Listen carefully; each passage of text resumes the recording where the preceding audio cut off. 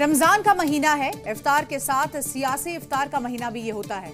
अलग अलग दल अपने सेक्युलर होने का सबूत देने के लिए इफ्तार आयोजित करते हैं या फिर वहां चले जाते हैं। लेकिन इस बार नीतीश और नायडू की इफ्तार का जमीयत ने बहिष्कार कर दिया है। क्यों? वजह बिल्कुल साफ है। चंद दिन पहले दिल्ली में वक्फ संशोधन के खिलाफ बड़ा आंदोलन हुआ, लेकिन नीतीश और नायडू सरकार में होने के चलते चुप रहे। और अब जमीयत उलेमाए हिंद ने कहा कि खुद को सेक्युलर कहने वाले लोग मुसलमानों पर हो रहे अत्याचार पर चुप है, लिहाजा उलेमाए हिंद ने अब इनके किसी भी कार्यक्रम में हिस्सा लेने से मना कर दिया है। यानी कि एक तरह का नीतीश नायडू का सांकेतिक विरोध भी शुरू हो गया है।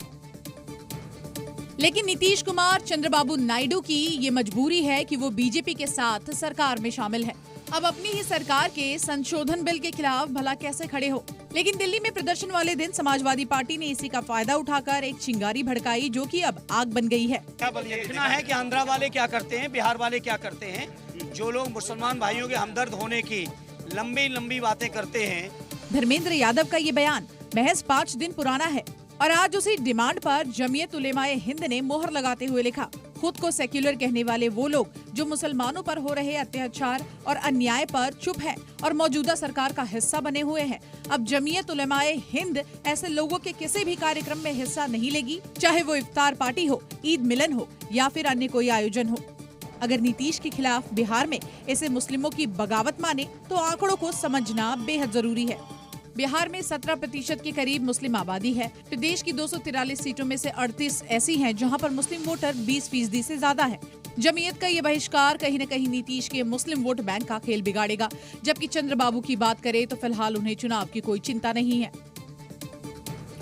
और देखिए, बिहार की सियासत में टीका टिप्पणी नहीं बल्कि टीका टोपी पर भी सियासत गर्मा चुकी है। पहली बार आरजेडी की तरफ से पटना से बाहर इफ्तार पार्टी का आयोजन किया गया, जिसमें तेजस्वी यादव शामिल हुए। लेकिन इस इफ्तार पार्टी में बवाल हो गया।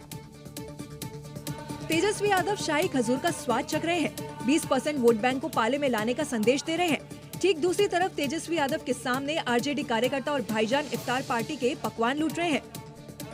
इफ्तार पार्टी में हंगामा तब और बढ़ गया जब उनके नेता बड़े शान से कुर्सी पर बैठकर एक एक व्यंजन को बड़े चाव से चख रहे थे, जो वहां मौजूद भीड़ को हजम नहीं हुआ। और फिर नेता और कार्यकर्ता की खातिरदारी में लाए सारे सामान एक झटके में लूट लिए। तेजस्वी देखते रहे, लोग बवाल काटते रहे। इफ्तार पार्टी से ठीक पहले की तस्वीर भी आई है, जिसमें तेजस्वी यादव ललाट पर टीका लगाए भक्ति में लीन दिख रहे हैं।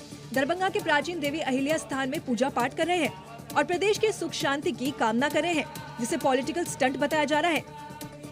अब जब इन दोनों तस्वीरों को एक साथ देखें तो वो सारे डाउट क्लियर हो जाएंगे। आखिर आरजेडी बिहार में क्या संदेश देना चाहती है? पहले ललाट पर टीका और थोड़ी देर बाद टीका हटाकर सिर पर टोपी, जो अब सवालों में है। अहिल्या स्थान में टीका लगाया, चंद कदमों की दूरी पर इफ्तार पार्टी की जालीदार टोपी पहना, टीका मिटा दिया। यानी बिहार के सियासत में टीका टोपी पर अब टीका टिप्पणी हो रही है। तेजस्वी दोनों वर्ग को खुश करने की कोशिश कर रहे हैं, लेकिन ये दाव दरभंगा में उल्टा पड़ गया। बिहार में नीतीश कुमार तेजस्वी यादव के लिए सॉफ्ट टारगेट बन चुके हैं। नीतीश कुमार की हर एक्टिविटी को तेजस्वी हाईलाइट कर रहे हैं और अब तो उन्हें खलनायक भी बताया जा रहा है। पटना की सड़कों पर ये पोस्टर नीतीश कुमार के खिलाफ लगाए गए हैं, जिसमें नीतीश की तस्वीर है, नायक नहीं खलनायक हूं मैं लिखा है, और नीचे महिलाओं का अपमान, गांधी जी का अपमान और राष्ट्रगान का अपमान जैसे शब्द दोहराए गए हैं। दरअसल नीतीश कुमार पर आरोप है कि उन्होंने राष्ट्रगान का अपमान किया, राष्ट्रगान के वक्त अजीब हरकत करने लगे, जिसे देखकर आरजेडी ने इसे मुद्दा बनाया और अब पोस्टर के जरिए मुख्यमंत्री को खलनायक बताया जा रहा है। वो मुख्यमंत्री जो हम बार बार कहते हैं अचेत अवस्था में है, उनके स्वास्थ्य को लेकर के हम लोग चिंता करते हैं।